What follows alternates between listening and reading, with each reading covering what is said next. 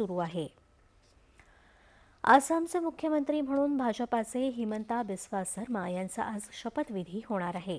त्यांच्या समवेत भाजपचे 2 आसाम गण परिषद आणि बोडोलँड पीपल्स फ्रंटचा प्रत्येकी एक सदस्य मंत्रिपदाची शपथ घेणार आहे. हिमंता शर्मा सलग दुसऱ्यांदा आसामचे मुख्यमंत्री म्हणून राज्याचं नेतृत्व करणार आहेत.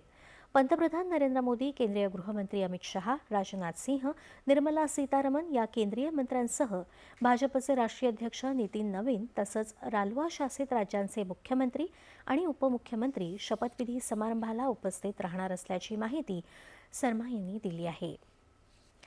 126 सदस्यीय विधानसभेत भाजपानं 82 जागांवर तर आसाम गण परिषद आणि बोडोलँड पीपल्स फ्रंट या सहयोगी पक्षांनी प्रत्येकी 10 जागांवर विजय मिळवला आहे.